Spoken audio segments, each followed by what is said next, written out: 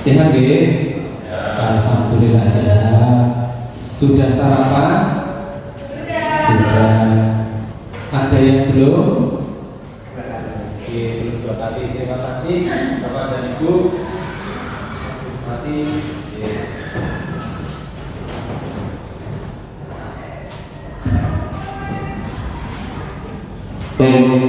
Bapak dan Ibu, kita pagi hari ini akan melaksanakan yang namanya adalah aksi nyata pembahasan dari modul 1.4 di mana kita bertiga, saya kemudian ada Bu Susi, kemudian ada Bu Rizky yang akan menyampaikan terkait dengan materi yang sudah kita pelajari dan aksi nyata apa yang sudah kita laksanakan. Nah, di dalam kesempatan ini nanti akan membagi dalam 3 sesi. Sesi yang pertama nanti saya akan menyampaikan tentang teori motivasi dan juga hukuman. Kemudian Mbak Rizky itu tentang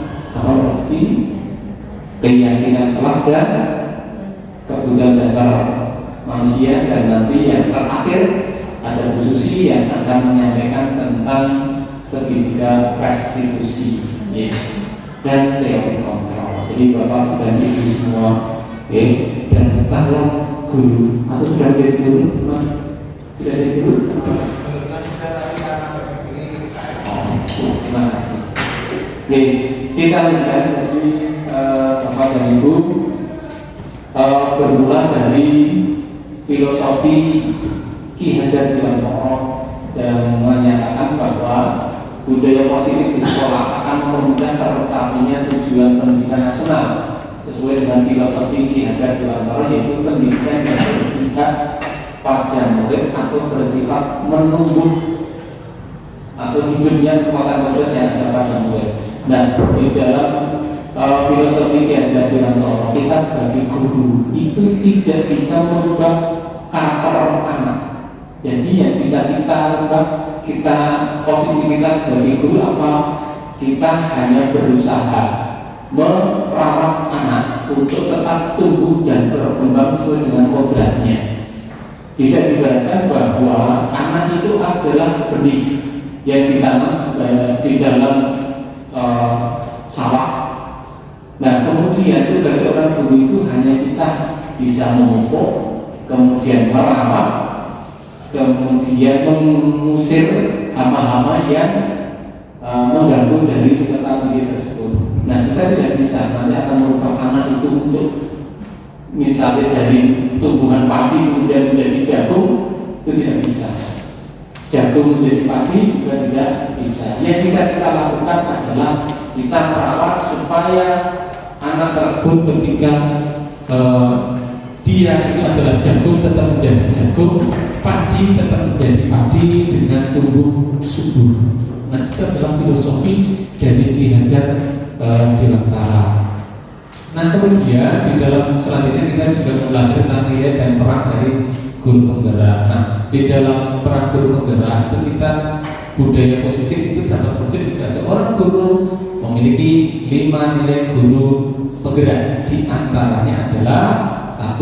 Berpihak kepada murid, kemudian mandiri, 2. Yang ketiga adalah reflektif, yang keempat adalah kolaboratif dan inovatif. Ini cita-cita dari seorang guru, harus mempunyai 5 nilai dari guru penggerak ini. Kemudian budaya positif itu dapat terwujud dengan mendorong kolaborasi antara semua warga sekolah. Artinya tidak bisa dilakukan hanya oleh seorang guru.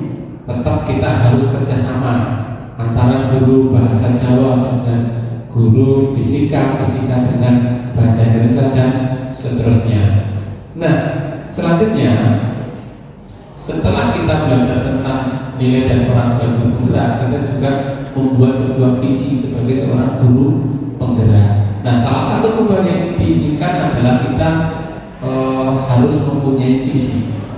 Nah, visinya adalah sesuai dengan keinginan kita. Kita itu mempunyai mimpi besar terhadap anak didik kita itu seperti apa. Nah, itu yang harus dipunyai oleh seorang guru penggerak. Nah, sebagai contoh, kalau saya adalah mempunyai visi adalah terwujudnya peserta didik yang religius, berkarakter, kemudian berwawasan global dan mandiri. Nah, itu adalah ingin saya. Selanjutnya, kita sudah berada pada makna disiplin. Ketika mendengar kata disiplin yang terlintas dalam benak kita, apa maknanya itu? Tertib. Oke. Tertib dalam hal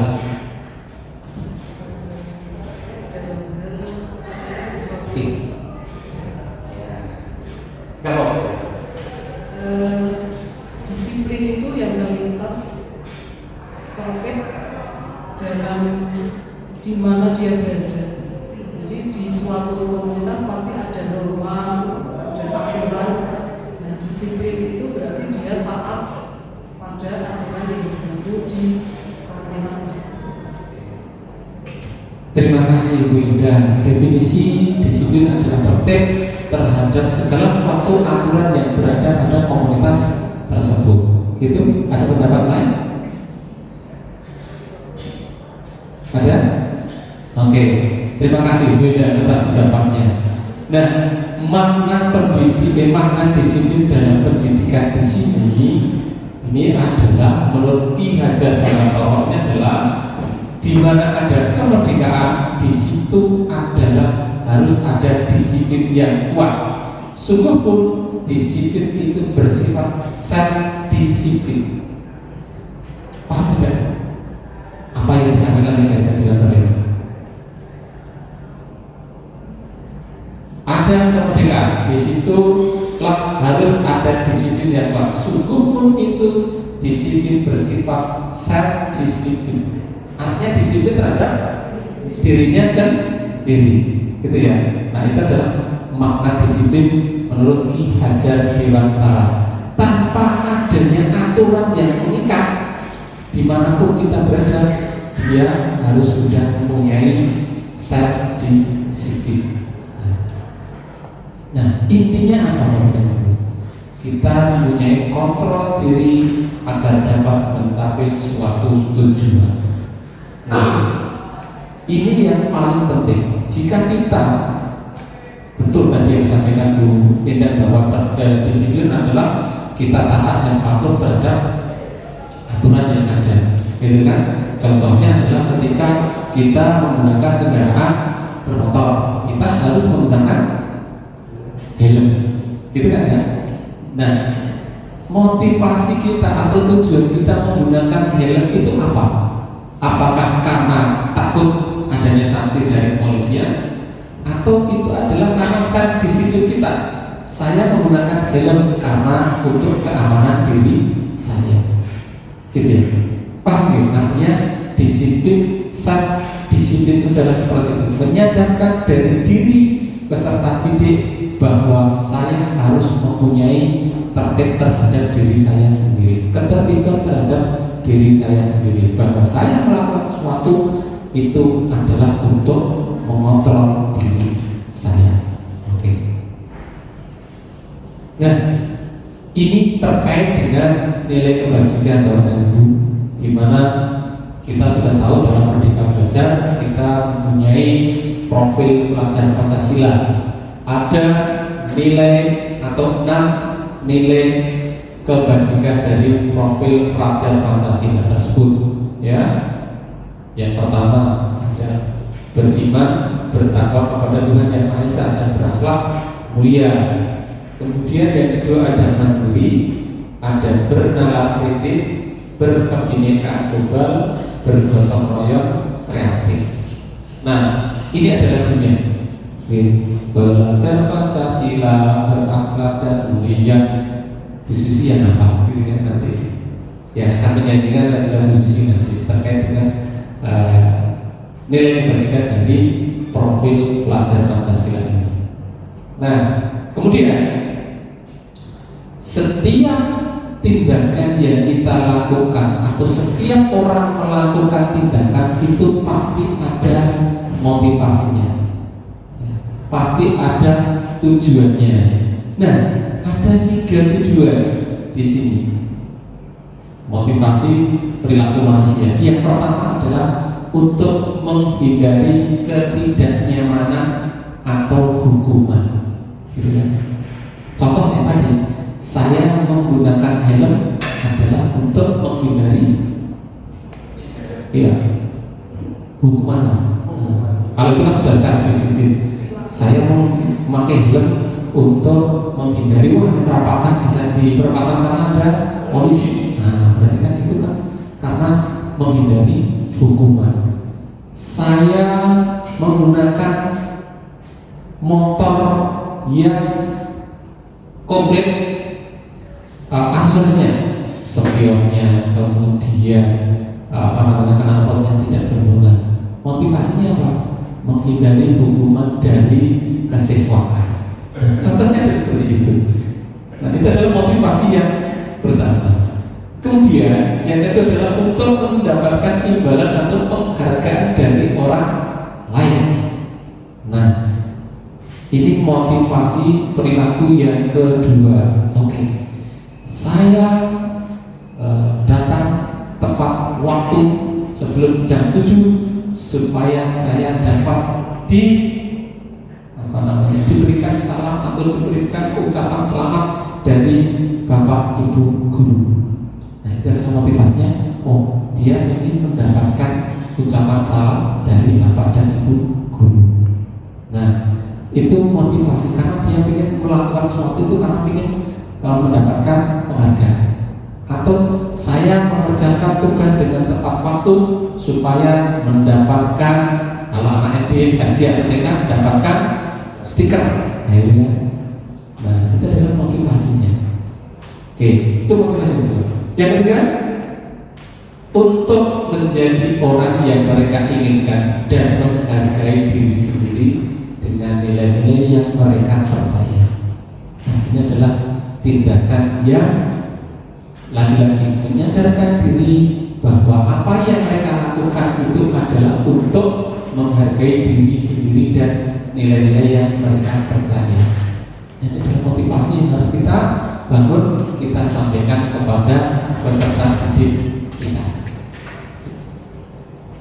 Nah, Bapak dan Ibu, jika motivasi yang dilakukan itu adalah dua ini, menghindari ketidaknyamanan, kemudian mendapatkan imbalan atau penghargaan, ini berarti masih melakukan atau terjadi adalah motivasinya berasal dari eksternal, dari luar, gitu ya. Takut ditilang, kemudian mendapatkan ucapan, mendapatkan stiker dari guru. Nah, ini adalah motivasinya masih dari eksternal. Nah, lalu harus bagaimana? Kita harus menjadikan ini perilaku motivasi yang ketiga ini adalah untuk menjadi sebuah motivasi internal dari dalam dirinya sendiri. Ya, saya menggunakan helm karena saya akan menjaga kepala saya dari kecelakaan yang fatal. Saya datang tepat waktu untuk menghargai diri saya supaya tidak terlambat ketika pelajaran. Nah, itu adalah yang harus ditumbuhkan. Nah, selanjutnya adalah dari motivasi internal sehingga terhindar dari yang namanya hukuman dan pemberian penghargaan yang berlebihan agar meminimalisir motivasi eksternal dalam diri murid. Nah, sebisa mungkin kita bangunkan, kita bangkitkan ya motivasi internal dan dalam murid kita ini sehingga yang eksternal tadi, dua yang tadi motivasi tadi bisa terminimalisir. Nah, lanjut. Tadi dengan motivasi internal maka akan terhindar dari yang namanya hukuman, gitu ya. Oke. Nah, ada 5. Ada Pak. Cuma kan namanya belum ya. Yang pertama, dihukum itu oleh penghargaan. Satu, penghargaan itu tidak efektif. Kita memberikan sesuatu kepada murid yang berupa penghargaan sebenarnya tidak efektif. Itu adalah motivasinya. Nanti dia akan melakukan sesuatu karena dia mendapatkan Yang kedua, penghargaan itu merusak hubungan. Bu Enda memberikan penghargaan kepada si A, sementara si B ini tidak mendapatkan. Walaupun ini mendapatkan penghargaan karena dia melakukan sesuatu, tapi antara A dan B pasti dia nanti akan terjadi keretakan hubungan. Oke, yang ketiga, penghargaan menurunkan kualitas. Ya, siswa melakukan sesuatu motivasinya adalah karena ingin mendapatkan penghargaan. Nah, kalau dia tidak mendapatkan penghargaan, nanti itu lenggarannya waton, kualitasnya tidak diperhatikan. Tapi kalau dia motivasinya adalah karena ingin mendapat penghargaan, pasti kualitasnya akan diperhatikan. Penghargaan mematikan kreativitas. Ya, penghargaan mematikan kreativitas tentu ini adalah ketika kita melakukan penghargaan kemudian tidak sesuai, ya mengharap ternyata tidak mendapatkan penghargaan, akhirnya ngurung bahasa Jawanya. Nah, lanjutannya apa? Ketika tidak bisa melakukan hukuman tidak boleh, penghargaan tidak boleh.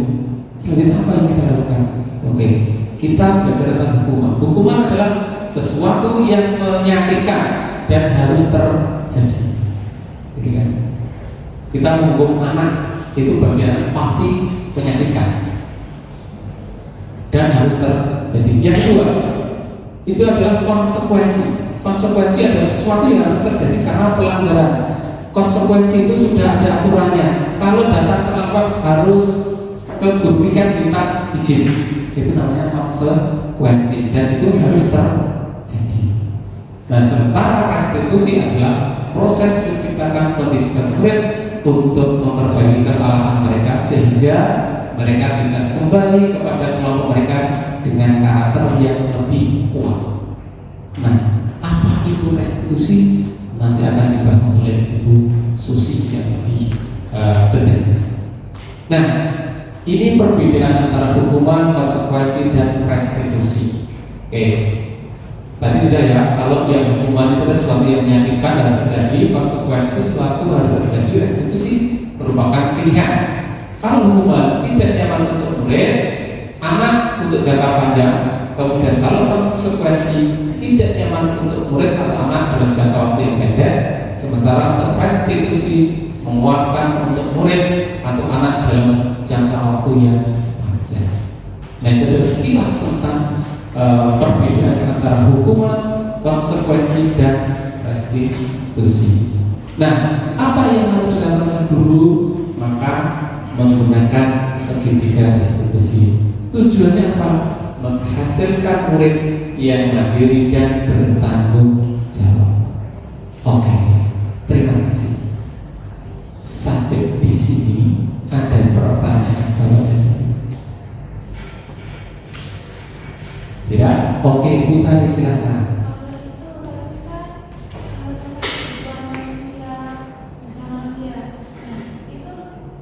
Motivasi tidak ada. Semuanya harus diterapkan atau dimulasikan kepada anak atau bisa secara bergantian seperti penerapan motivasinya. Motivasi, di dalam motivasi kita bisa memberikan latihan-latihan, ya. Ada tiga hal ya. Nah, oke. Menghindari tidak nyamanan untuk mendapatkan imbalan, untuk menjadi orang yang mereka inginkan. Nah, kita bisa melakukan latihan-latihan dengan membangun kesadaran bahwa menyadarkan mereka apa yang mereka lakukan itu harus dari diri kalian sendiri. Kowe datang tepat waktu itu motivasinya jangan untuk mendapatkan salam, tapi adalah untuk menghargai bahwa kamu datang tepat waktu untuk menghargai diri kamu sendiri. Jadi memberikan kesadaran dan juga latihan-latihan seperti itu. Gitu, Bu. Oke. Oh iya, silakan dong. Jadi ketika disiplin itu ada, seharusnya setiap individu itu mempunyai self disiplin untuk bisa mematuhi aturan yang ada. Dan ketika seseorang tidak mempunyai self disiplin, berarti harus ada orang lain yang harus mampu memotivasi yang bersangkutan. Demikian ya. Oke, sepakat Pak Handoko. Jadi memang kalau dia belum bisa melaksanakan self disiplin, ya harus ada yang mengingatkan atau memotivasinya sehingga self disiplin bisa tumbuh dari dalam dirinya sendiri. Oke. Cukup Bapak Ibu. Terima kasih, demikian presentasi dari saya tentang disiplin dan juga motivasi. Jika ada kurang lebihnya mohon maaf. Saya tutup berkalam. Assalamualaikum warahmatullahi wabarakatuh. Terima kasih.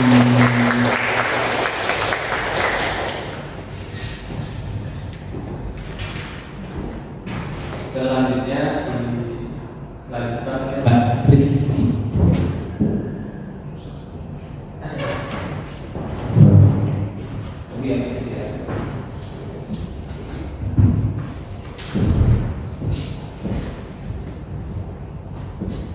Sebelumnya, Assalamualaikum warahmatullahi wabarakatuh.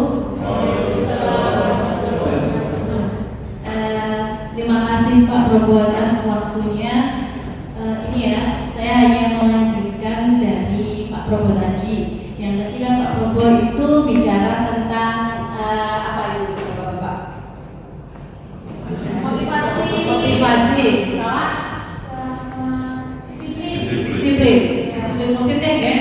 Nah, di sini saya hanya melanjutkan saja dari yang disampaikan Pak Probo tadi. Ada satu motivasi yang harus dikembangkan pada diri anak, yaitu motivasi yang dari internal ya, internal, dimana benar-benar dari motivasi itu anak yang dia sudah ada dalam dirinya sendiri, bukan karena hukuman, bukan karena pemberian penghargaan. Di sini yang mau saya angkat yaitu tentang saya mau kayak sama seperti Pak Probo tadi untuk mendefinisikan apa yang telah kami peroleh dari JGP, yaitu tentang keyakinan sekolah atau keyakinan kelas. Keyakinan sekolah atau kelas dapat diwujudkan dengan kesepakatan antara guru dan siswa. Keyakinan sekolah atau kelas merupakan kata-kata positif yang mudah diingat, dipahami, dan diterapkan di sekolah berdasarkan nilai-nilai kebajikan. Nah, tadi Pak Probo sempat menjelaskan tentang nilai-nilai kebajikan yang ada dalam profil pelajar Pancasila. Kemudian tadi juga ada motivasi internal. Nah, di situ ada kaitannya dengan keyakinan yang sekolah yang akan saya bahas. Yang pertama, keyakinan kelas itu kan kata-kata positif yang mudah diingat ya, berdasarkan nilai-nilai kebajikan. Mau lanjut Pak. Nah, pembentukan keyakinan kelas sendiri itu diawali dari satu. Keyakinan kelas bersifat lebih abstrak daripada peraturan yang lebih rinci dan konkret. Kemudian, keyakinan kelas berupa pernyataan-pernyataan universal. Kemudian yang ketiga, pernyataan keyakinan kelas senantiasa dibuat dalam bentuk positif. Nah, tadi kan nggak boleh ada hukuman, nggak boleh ada penghargaan ya. Nah, di situ dalam keyakinan kelas itu dalam bentuk positif. Kemudian keyakinan kelas hendaknya tidak terlalu banyak sehingga mudah diingat dan dipahami oleh semua warga sekolah. Yang kelima, keyakinan kelas sebaiknya sesuatu yang diterapkan di lingkungan tersebut. Jadi yang sesuai dengan kondisi kita di lapangan, kondisi Bapak Ibu di kelas mungkin ya, kalau kita lebih ke kelas. Kemudian semua warga kelas hendaknya ikut berkontribusi dalam pembuatan keyakinan kelas lewat kegiatan curah pendapat. Nah, di sini ketika kita membuat keyakinan kelas, kita akan melibatkan anak-anak kita. Kita akan melibatkan siswa. Jadi bukan kita yang menentukan. Jadi kita berdiskusi dengan anak-anak tentang keyakinan kelas apa yang akan kita sepakati. Jadi ketika dia melaksanakan itu tidak merasa terbebani. Kemudian yang ketujuh yaitu bersedia menerima dari waktu ke waktu. Jadi itu kayak ada kira-kira mana yang bisa dilanjutkan dan mana yang sekiranya itu belum sesuai. Nah, prosedur pembentukan keyakinan kelas.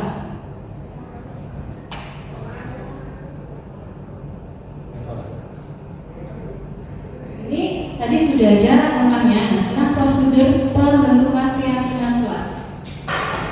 1. Dimulai dari mempersilahkan keluarga sekolah atau murid sekolah bercurah pendapat tentang peraturan yang disepakati di sekolah atau di kelas. Nah, jadi ini yang saya sampaikan tadi, bahwa kita harus mengajak murid kita, mengajak siswa kita untuk melaksanakan keyakinan kelas atau untuk ini ya, untuk menyepakati suatu keyakinan kelas. Jadi kita tidak boleh menentukan sendiri. Misalnya nanti kalau nggak ini misalnya kalau kamu terlambat, kamu dapat hukuman, itu kan nggak boleh. Dan dari keyakinan kelas itu nanti misalnya tidak boleh datang terlambat, dan itu harus menggunakan kalimat positif. Nanti kalimat positifnya apa?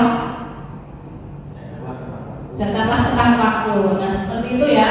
Kemudian yang kedua, mencatat semua masukan-masukan para murid warga sekolah di papan tulis atau kertas. Kemudian susunlah keyakinan kelas sesuai prosedur pembentukan keyakinan kelas. Nah, itu tadi, gantilah kalimat dalam bentuk negatif menjadi positif. Nah, ini ya contohnya, tadi sudah dijawab. Contoh kalimat negatif, jangan datang terlambat. Kalimat yang positifnya tadi, datanglah tepat waktu. Kemudian yang keempat, tinjau kembali daftar curah pendapat yang sudah dicatat. Jadi apa yang sudah dicatat tadi ditinjau kembali sesuai tidak dengan kelasnya. Kemudian yang kelima, tinjau ulang keyakinan kelas secara bersama-sama. Jadi kita tetap melibatkan murid kita, tetap melibatkan peserta didik kita dalam meninjau ulang keyakinan kelas atau sekolah. Kemudian yang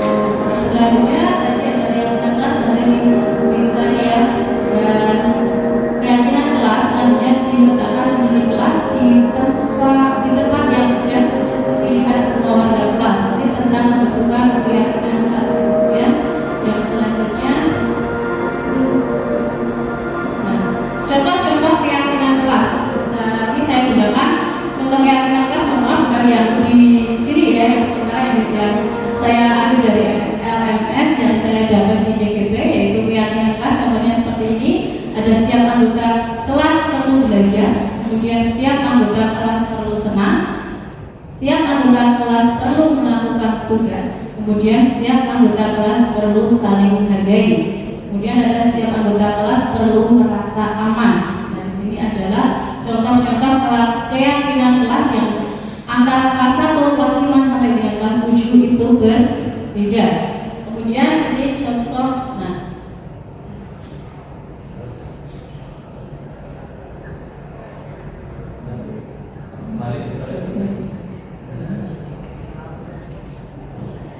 ini contoh keyakinan kelas yang sudah mulai saya terapkan, yaitu tentang berpakaian rapi. Jadi sebelum saya masuk ke pembelajaran, saya selalu mengecek tentang kerapian siswa dalam berpakaian. Itu termasuk dalam keyakinan kelas yang sudah saya buat di awal pembelajaran. Jadi di awal pembelajaran saya membuat keyakinan kelas ya, bahwa dalam mengikuti pembelajaran saya itu anak-anak harus rapi dalam berpakaian. Jadi mulai saya terapkan, yaitu setiap kali memulai saya selalu mengingatkan anak-anak untuk berdiri dulu, kemudian saya cek tentang bagaimana mereka berpakaian. Jika memang belum rapi sesuai dengan keyakinan kelas, maka harus rapi dulu. Kemudian yang selanjutnya, nah ini contoh lagi keyakinan kelas, yaitu tentang kebersihan kelas. Jadi memang sudah ada kesepakatan antara saya dengan siswa ketika pembelajaran dimulai itu kelas sudah harus dalam kondisi bersih. Jadi memang saya meminta, bukan minta ya, memang sudah menjadi keyakinan kelas, maka anak-anak dengan sendirinya ketika kelas itu memang belum bersih, mereka langsung ambil dan membersihkan kelas, karena saya dari awal sudah ada kesepakatan. Kemudian, nah dari keyakinan kelas tadi mungkin ada juga yang melanggar ya, tapi kan kita tidak boleh tidak boleh menghukum, ya kan? Tidak boleh menghukum karena sesuai dengan filosofi K.J. Dewantoro bahwa anak itu harus belajar dengan harus senang.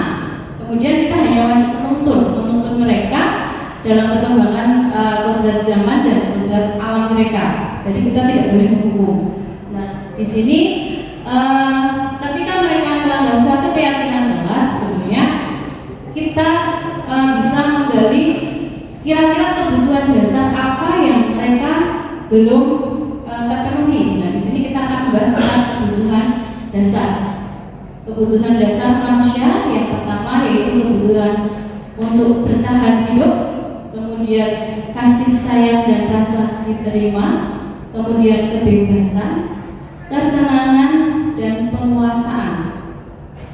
Ketika seorang murid melakukan suatu perbuatan yang bertentangan dengan nilai kebajikan atau melanggar peraturan, hal itu sebenarnya dikarenakan mereka gagal memenuhi kebutuhan dasar mereka.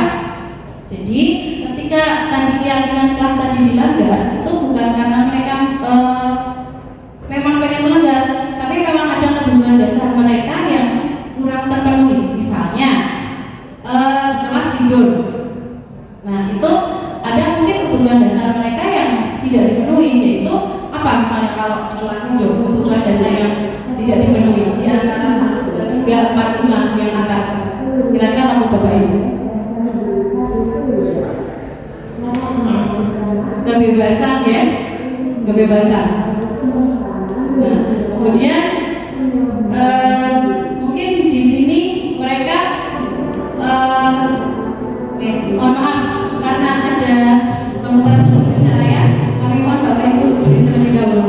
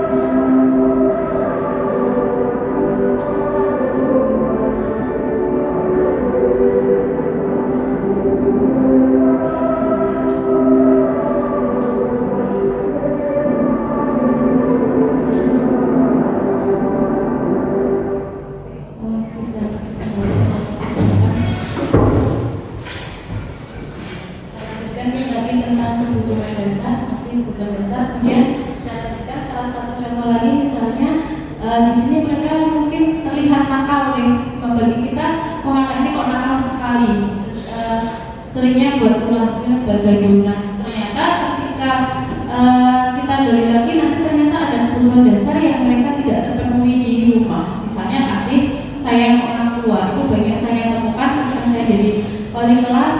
Kami gali lagi, kok anaknya terasa nakal dan sebenarnya nggak nakal, cuma memang ada itu tadi kebutuhan dasar yang ada.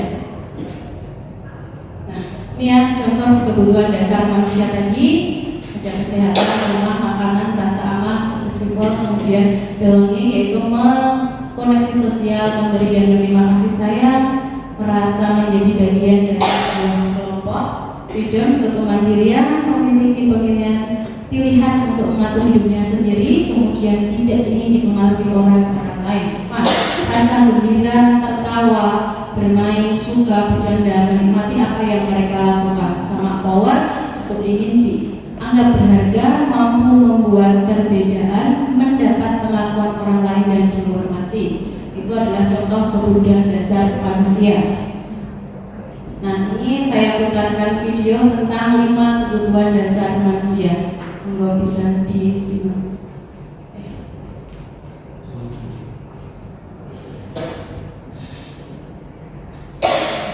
Minta tolong.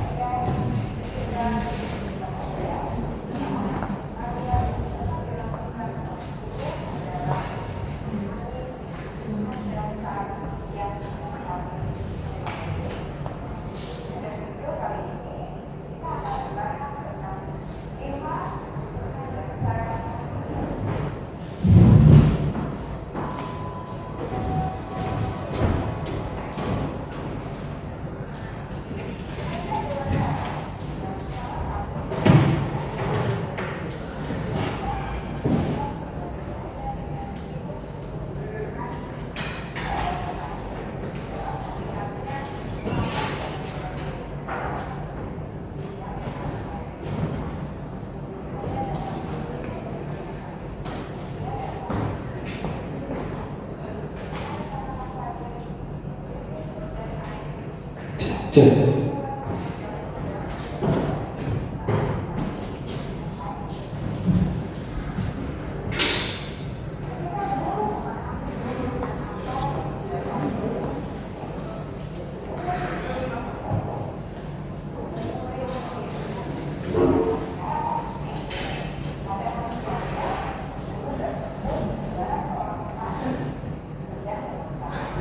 Tadi ya yang saya sampaikan atau Pak Paulus sampaikan tentang filosofi Ki Hajar Dewantoro.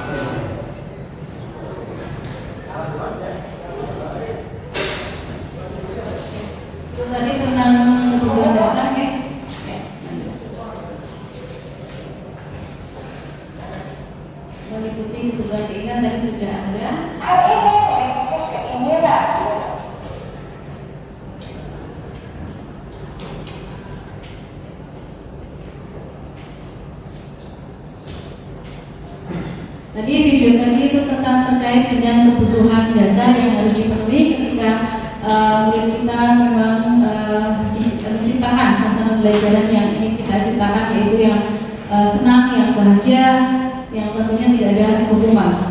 Itu adalah 5 kebutuhan dasar yang harus dipenuhi mereka. Nah, untuk yang selanjutnya mungkin ada yang ingin bertanya atau mau ngasih masukan, saya persilakan Bapak Ibu. Saran, masukan, atau mungkin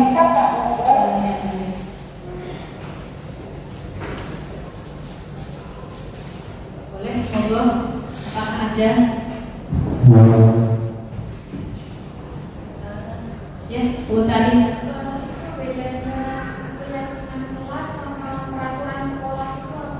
Nah, kalau keyakinan kelas itu adalah kesepakatan kita bersama, kesepakatan kita antara siswa dengan guru atau semua warga sekolah. Jadi kita dilibatkan dalam penyusunan keyakinan. Nah, ketika peraturan itu hanyalah bukan hanya tapi itu sudah tertulis, sudah ada seperti sudah terekam atau tertulis di dalam peraturan sekolah yang mungkin yang menentukan tidak semua warga sekolah, hanya seperti beberapa orang saja yang terlibat dalam penyusunan peraturan sekolah. Ini seperti itu. Ya, monggo Pak Andoko. Artinya ketika sebuah komunitas itu menghasilkan sebuah keyakinan kelas, besar harapannya anggotanya akan mentaatinya. Oke, seperti itu. Karena dengan seperti kita keyakinan kelas kan itu sudah kesepakatan kita. Jadi besar harapan kami untuk bisa semuanya itu menaati karena tidak ada paksaan seperti itu. Mungkin ada lagi? Ya, monggo Bu Rita. Iya, yang dari Pak Andoko tadi, berarti kalau di situ sudah keyakinan kelas itu sudah terpenuhi, maksudnya sudah terjadi sebuah kesepakatan, berarti nanti kalau dia melanggar itu artinya anak ini tidak terpaksa untuk melakukan konsekuensinya, begitu Pak? Tidak, karena dalam keyakinan kelas ini mereka sudah sadar, sudah terinternalisasi dalam diri mereka. Kemudian ketika memang dia melanggar itu tidak akan merasa terpaksa, dengan apa yang harus dia lakukan, karena nanti akan seperti dalam kegiatan segitiga restitusi itu kita menanyakan pada anak, ketika kamu berbuat salah seperti ini, dia akan merasa bersalah sendiri. Kemudian apa yang harus kamu lakukan? Kita tanya, apa yang akan kamu lakukan ketika kamu bersalah? Nanti dia yang menentukan sendiri. Seperti itu. Sesuai dengan keyakinan yang sudah disepakati oleh kelasnya. Mungkin ada lagi? Jika sudah tidak ada, mungkin yang selanjutnya akan dilanjutkan oleh Bu Susi tentang segitiga restitusi, di mana nanti untuk menggali bagaimana jika keyakinan kelas tadi dilanggar. Monggo Bu Susi. Sebelumnya saya akhiri dulu dari saya. Assalamualaikum warahmatullahi wabarakatuh.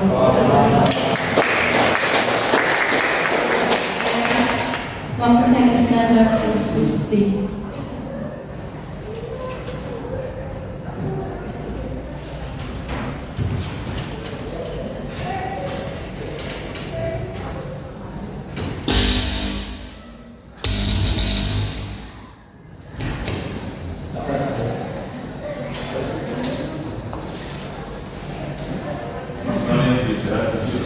Iya, di ujung nih kalau Sinabi menunggu untuk teknisnya ini. Bisa.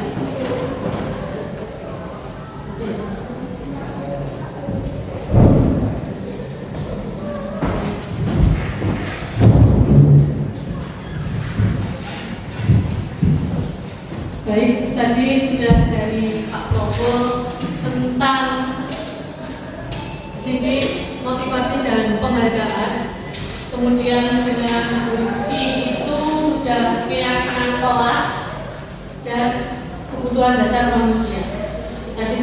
singgung bahwa siswa masuk ke sekolah ini mungkin terlihat tidak sesuai dengan harapan Bapak Ibu guru.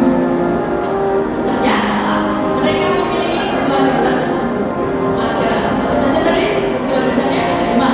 1, kebutuhan akan bertahan hidup. Oke, bertahan hidup itu berkaitan dengan bagaimana siswa itu untuk mempertahankan dirinya, bisa dengan bermakan, minum. Kemudian ada yang kedua tentang kasih sayang. Nah, ini kasih sayang. Jadi kalau misalnya ada anak yang mohon maaf dia agak caper ke Bapak Ibu guru, nah itu mungkin kebutuhan kasih sayang keduanya dia merasa belum cukup tadi. Atau yang seperti itu Bapak Ibu. Kemudian ada yang ketiga tentang kebebasan. Nah, kebebasan. Kita terkadang melihat anak ke sekolah itu misalnya baju tidak dimasukkan. Kita tahu peraturan rumah kita bahwa baju itu salah satu wujud bahwa siswa itu membutuhkan kebutuhan dasarnya. Kemudian ada yang keempat senang. Nah, mereka senang-senang. Sungai yang senang karena anak-anak itu sifatnya adalah senang. Sehingga bersenang langsung aturan teragas. Kemudian yang terakhir 5 penguasaan. Jadi contoh penguasaannya seperti ini. Anak-anak diberikan tugas kemudian mengeluh, wah tugas saya kok banyak, saya ganti aja ya Bu tugasnya. Nah, Bapak Ibu pernah menemui seperti itu untuk anak-anak ini meminta tugas mengganti? Nah, itu adalah mereka mencoba memenuhi kebutuhan dasar mereka berupa penguasaan. Baik, selanjutnya saya Suci Adan Pewangi akan membicarakan budaya positif tentang 5 posisi kontrol guru. Yang kedua tentang segitiga restitusi. Nah, lanjut Pak. Oh, siap. Nah, 5 posisi kontrol. Bapak Ibu memiliki kontrol terhadap siswa. Ada 5 posisinya. Ada yang pertama penghukum. Yang kedua pembuat merasa bersalah. Yang ketiga teman. Yang keempat pemantau. Yang kelima adalah manajer. Nah, kira-kira Bapak Ibu itu seringnya di posisi mana? Seringnya di posisi mana? Apakah sebagai penghukum? Apakah sebagai pembuat merasa bersalah?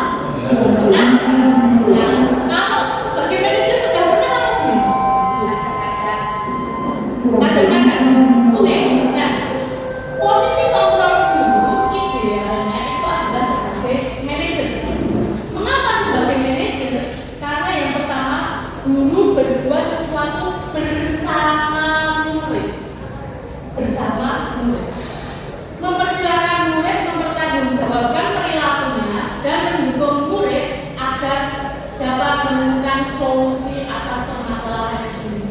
Jadi di sini kata kuncinya adalah sebagai guru idealnya senantiasa bersama dengan murid.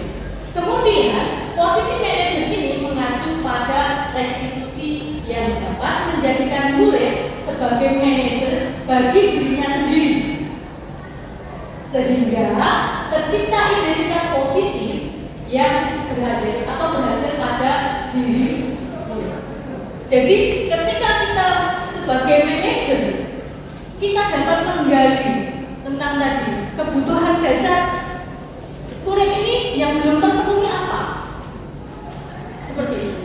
Kemudian bersama-sama. Jadi kalau penghukum itu kan si siswa dikontrol oleh guru. Guru memiliki kuasa penuh atas diri siswa. Nah, itu artinya menimbulkan jiwa guru yang penghukum tadi. Maka ketika posisi guru menjadi seorang manajer, dia akan bisa membuat murid ini menciptakan identitas positifnya sendiri. Seperti itu. Nah, untuk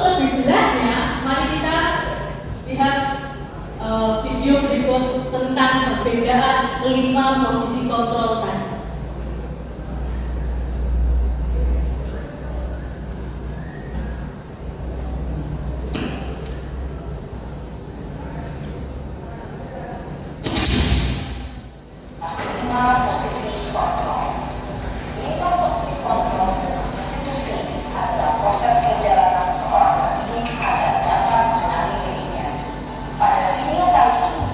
Kita akan membahas tentang 5 posisi kontrol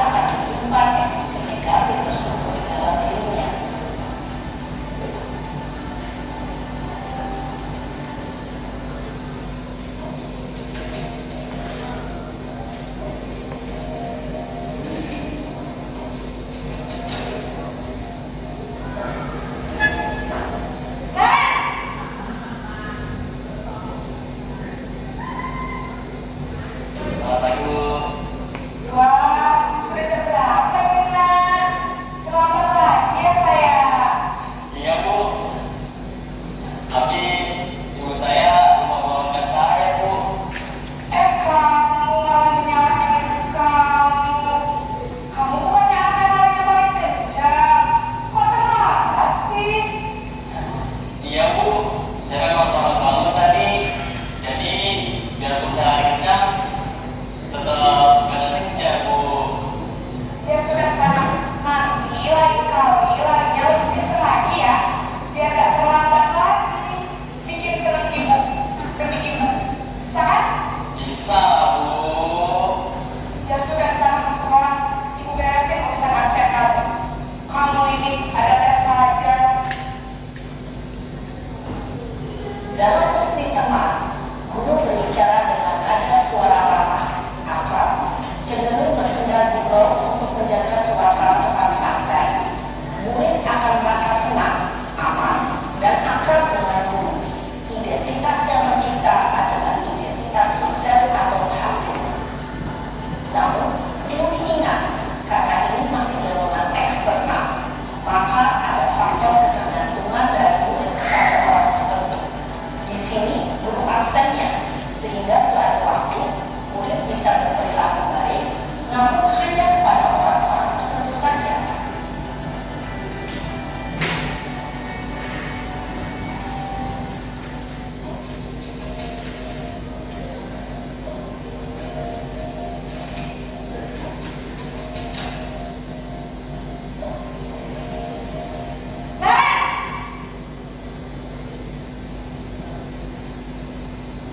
Selamat pagi Bu.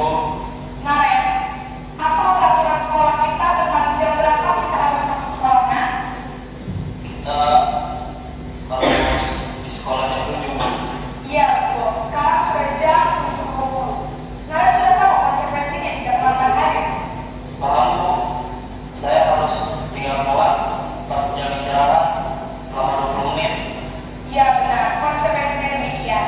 Jadi nanti jam 9.30 pas istirahat, kamu harus tinggal di kelas, kerjakan tugas tambahan untuk ketertinggalan kamu, ya? Baik Bu. Posisi pemantau mengandalkan penghitungan atau data untuk mengontrol murid. Guru mengarahkan murid berdasarkan peraturan dan konsekuensi. Seorang pemantau menunjukkan bahasa tubuh dan ekspresi wajah yang datar dan cenderung formal.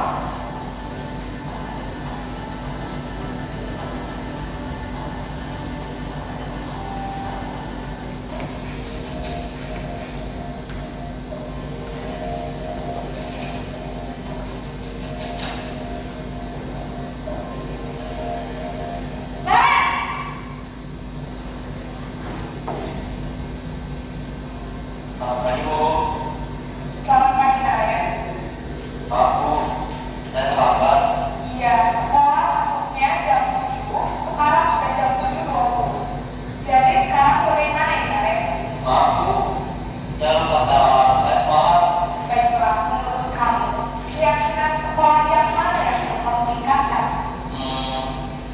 Menghargai diri sendiri dan orang lain mungkin ya Bu. Setuju. Jadi, apakah Naren meyakini prinsip saling menghormati tersebut? Iya Bu, saya meyakininya. Apakah Naren bersedia memperbaiki masalah keterlambatan ini? Bersedia Bu. Bagaimana mau memperbaiki masalah keterlambatan ini? Saya akan coba untuk tidak lupa menyetel alarm saya Bu. Baik, kalau Naren komputer alarm di rumah, ada orang yang kira-kira bisa bantu mengingatkan tidak? Ada Bu, kakak saya, Kak Emma. Ada lagi selain KM? Selain Kak Emma, ada ibu saya. Baik, jadi yang mengingatkan Naren adalah KM dan ibu kamu ya. Kira-kira akan mulai start alarm kapan Naren? Setelah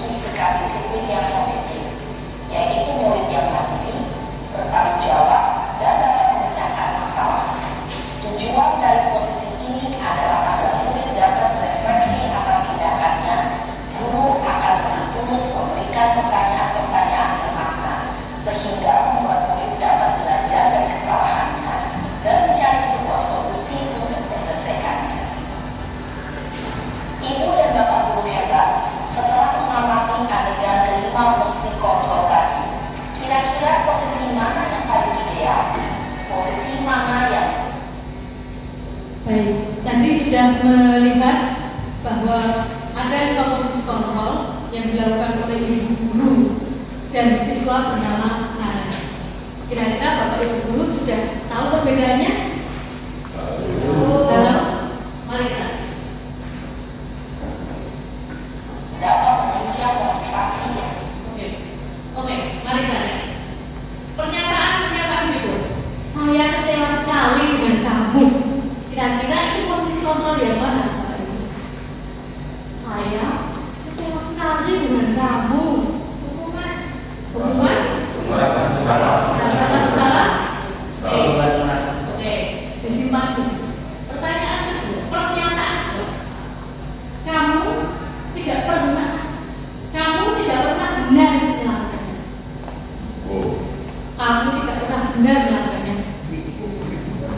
Kira-kira apa? Oke, simpan dulu. Oke, ayolah lakukan diri ibu. Ayolah lakukan diri bapak. Simpan. Oke, simpan dulu. Silakan simpan jawabannya dulu. Apakah kamu mau mendapatkan stiker minat hari ini? Mau? Mau. Simpan dulu ya jawabannya. Nah, kira-kira nanti Bapak Ibu yang jawabannya benar atau tidak, nanti kita cek di slide berikutnya. Bagaimana kamu bisa menyelesaikan masalah ini? Posisi?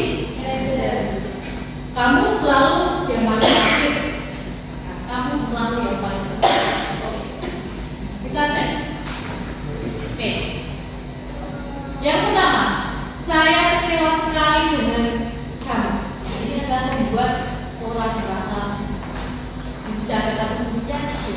Kemudian kamu tidak pernah benar. Kamu tidak pernah benar. Yakin Bapak Ibu guru, siswa kita selama hidupnya tidak pernah benar. Nah, pasti hanya sekali itu saja dia melakukan kesalahan, tapi kita seolah-olah menyalahkan dia terus bahwa dia tidak pernah melakukan hal yang benar. Kemudian ayolah lakukan diri ibu atau bapak adalah teman. Apakah kamu mau mendapatkan stiker bintang hari ini adalah memantau, karena di sini adalah ada motivasi eksternalnya berupa stiker bintang. Kemudian bagaimana bisa kamu menyelesaikan masalah ini?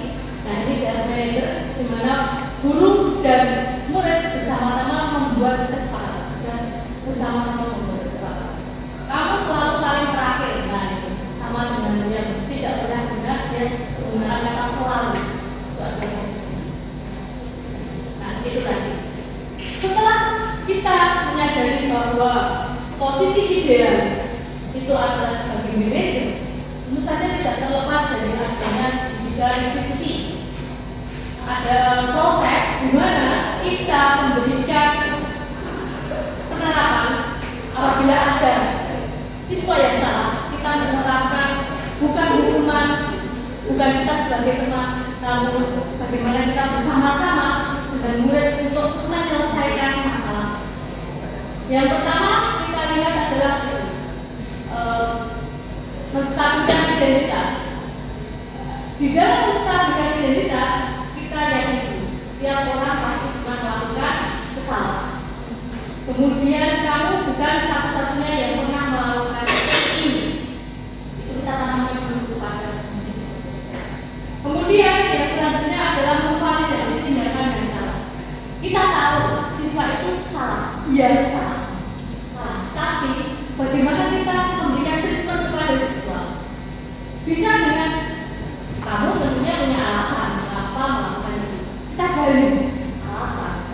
Kemudian adakah cara yang lebih efektif untuk mendapatkan apa yang kamu inginkan? Kita gali lagi. Hal-hal yang menjadi latar belakang siswa tersebut melakukan kesalahan. Nah, yang ketiga adalah menanyakan keyakinan kelas apa yang sudah disepakati dan mau menjadi peserta. Kita sudah menggali.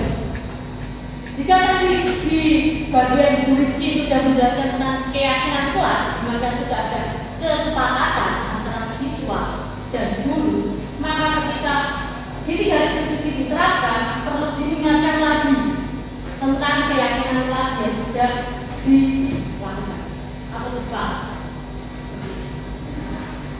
Segitiga institusi mengajar peserta didik mengidentifikasi kembali tindakannya sehingga dia bisa menganalisa dan memikirkan langkah yang tepat dalam pemecahan masalah. Di sini adalah menganalisa, memikir. Siapa yang menganalisa, Bapak Ibu?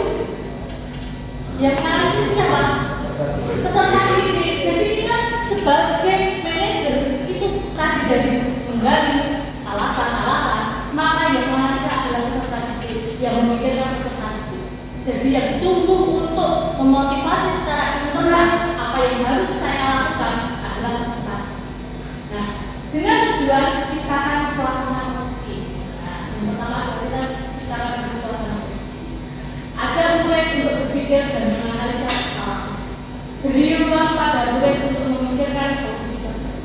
Jadi ketika anak lakukan kesalahan itu lebih baik untuk ditunda dulu, pulih down dulu, baru kita melakukan segera restitusi.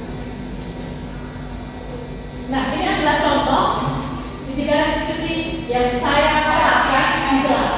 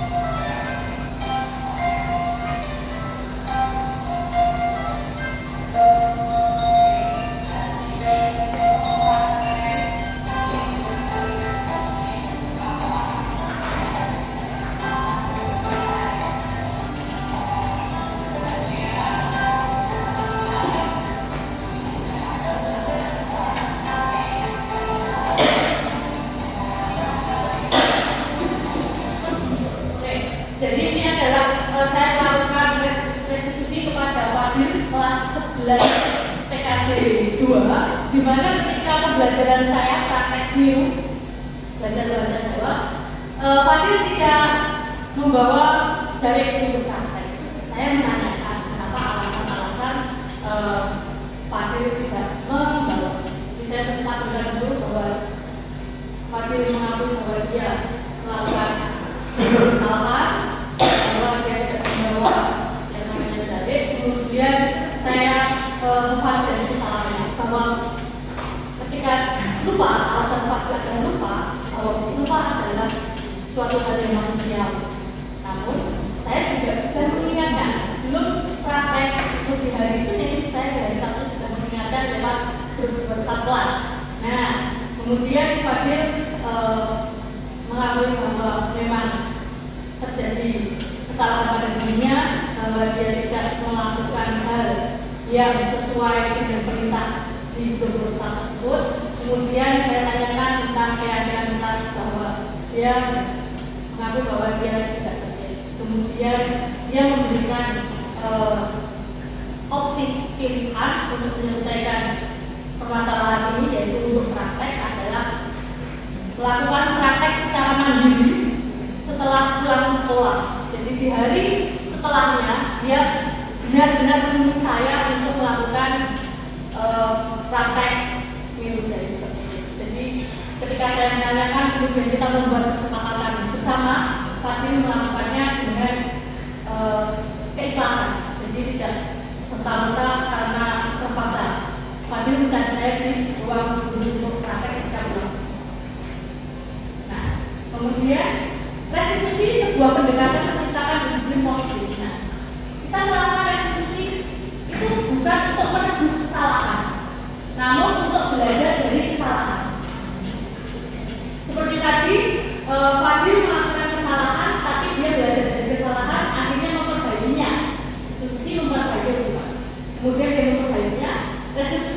adalah tawaran, opsi bukan maksa.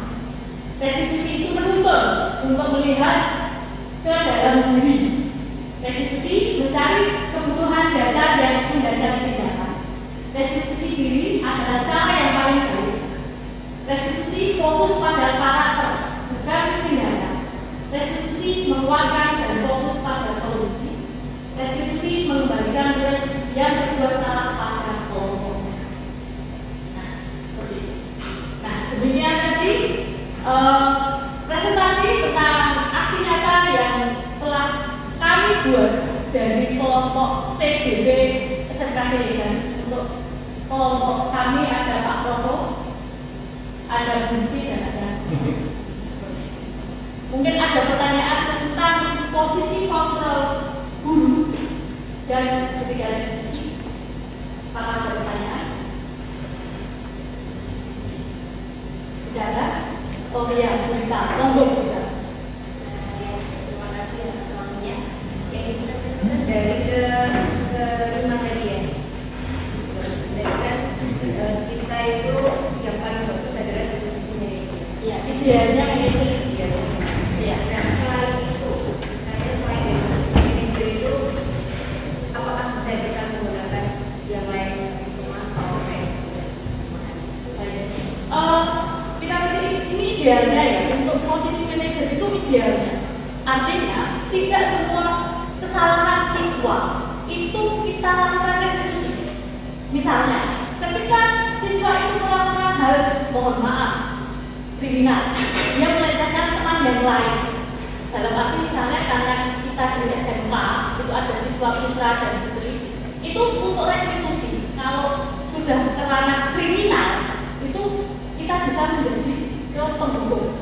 Karena memang tidak semuanya itu restitusi itu bisa dilakukan. Hanya ketika kita membuat kesepakatan terlebih dahulu, karena kalau penghukum itu kan kami hukum, kalau itu secara tiba-tiba. Tapi kan tadi restitusi kita buat polling dulu. Tapi kalau anak itu kriminal, misalnya melukai temannya, terus temannya berdarah-darah, apakah kita juga akan polling dulu terus mencari apa ya istilahnya siswanya ini, terus kita tanya-tanya kenapa alasan kamu ini ada korban, ini ada korban. Ini korban sudah kriminal. Apakah kita sebagai guru ketika ada siswa yang kriminal itu kita juga apa ya langsung restitusi kan nggak mungkin seperti itu. Atau mungkin mohon maaf bukan saja kriminal bapak ke siswa ya, ke bapak ibu guru pun kalau misalnya siswa kita melukai kita masa kita ya restitusi kan ya tidak. Harus dilihat dulu permasalahannya seperti apa. Karena tadi di bagian di sini kan ada positif.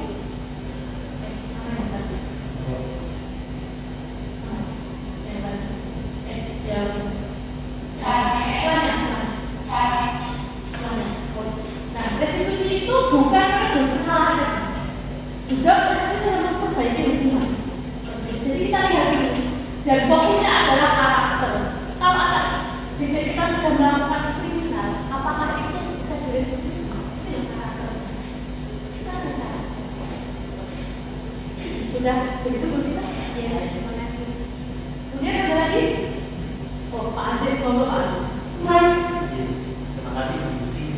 Saya mau bertanya. Jadi saya terdapat pemikirannya tentang apa yang dijelaskan Bu Susi tadi tentang restitusi, hukum dan lain sebagainya. Nah, untuk diri saya sendiri ya khusus, biasanya saya melihat siswa yang melakukan pelanggaran, melakukan pelanggaran tindakan disiplinan, sebenarnya langsung saya berikan hukuman. Nah, mungkin setelah tadi saya mendengarkan Susi memberikan materi, ada restitusi dan lain sebagainya. Nah, khusus di SMK ini, apakah perlu dicoba untuk seluruh guru dan bagian tatip maupun guru apapun itu untuk dicoba step by step sebelum melakukan penghukuman. Nah, dan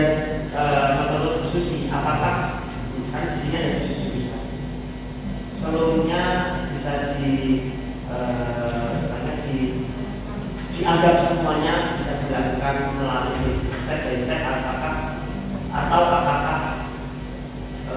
kita lihat dulu jurusan ini karakternya apa, jurusan B karakternya apa. Nah, itu seperti itu. Pak Aziz menanyakan bahwa apakah Bapak Ibu guru di sekolah ini itu perlu melakukan restitusi, mengingat ada jurusan dengan karakter yang berbeda. Jadi begini Pak Aziz, mengapa kita berenang ini nanti akan melakukan sosialisasi tentang aksi nyata kita tentang daya positif. Salah satunya adalah sosialisasi kepada Bapak Ibu. Nah, jadi kita memberikan penerangan atau menjelaskan bahwa posisi kontrol guru itu ada 5. Yang selama ini kita paling sering adalah melakukan hal yang ke hukum, sebagai penghukum. Kemudian paling banter itu kan dari pemantau, dimana Bapak Ibu guru itu mengatakan atau ketika siswa bersalah atau mengeluarkan dalilnya berdasarkan peraturan setelah belajar. Nah, terkait dengan 7 jurusan itu juga perlu kita sosialisasikan. Jadi jika sekarang Bapak Ibu guru yang hadir di sini nanti ada di sesi kedua itu juga akan disosialisasikan. Jadi memang perlu dan tidak langsung 180 derajat ketika kita sosialisasi terus berubah, tidak, tapi bertahap. Mungkin bisa dilakukan oleh Bapak Ibu guru yang hadir di sini sebelum sampai ke hukum, mencoba untuk menjadi manajer. Nah, seperti itu, tidak harus dihukum terus siswanya, tapi bagaimana kita sebagai guru secara bijak melakukan tindakan sedikit dari sini.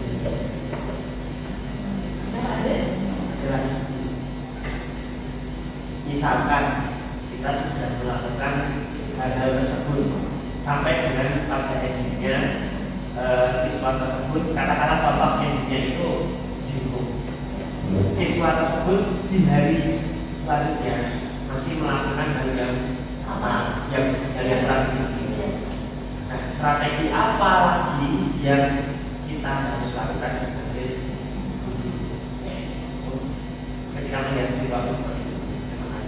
Baik, jadi batasannya untuk melakukan sedikit dari restitusi itu berapa kali? Jadi restitusi itu untuk membuat tentang budaya positif di mana fokus ke karakter dan menguatkan karakter peserta. Jadi restitusi ini dilakukan supaya anak ini termotivasi secara internal, ya kan? Internal. Nah, kita sebagai guru tidak bisa melakukannya sendiri Pak Aziz. Jadi kita perlu kolaborasi dengan teman sesama, pemangku kepentingan di sekolah ini juga perlu kita ajak berkolaborasi. Kalau jenengan sendiri, nah itu susah. Makanya perlu adanya kolaborasi. Selain dengan pihak sekolah, itu kita juga berkolaborasi dengan orang tua siswa. Karena seperti tadi ada 5 kebutuhan dasar manusia. Ketika dia kebebasan, oh ternyata di rumah juga bebas. Nah kita juga kesulitan. Makanya perlu disamakan persepsi antara sekolah dan juga orang tua. Nah, kalau di sekolah sudah berbudaya positif, di rumah belum berbudaya positif, ya akan tadi diulang-ulang terus karena tidak sinkron di sekolah dan ada pertanyaan lain? Sudah? Baik. Tadi sudah dipaparkan dari segi positif sampai restitusi, tiga restitusi yang tercerahkan. Tapi saya kembalikan kepada Bapak. Terima kasih. Boleh bersilakan.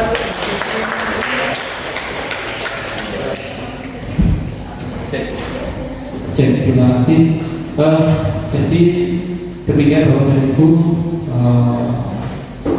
aksi nyata dari kami penghibasan terhadap apa yang kami pelajari selama mengikuti pendidikan calon guru bergerak. Ini sudah bulan yang ketiga dari 6 bulan yang direncanakan. Terima kasih dan mudah-mudahan kami diberikan kekuatan dan kelancaran untuk menyelesaikan kegiatan ini.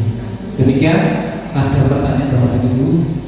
Cukup? Oke, setelah ini Bapak dan Ibu dari sesi pertama, monggo boleh untuk kembali ke tempat masing-masing. Namun jika masih berkenan untuk tetap di sini, kami juga persilahkan.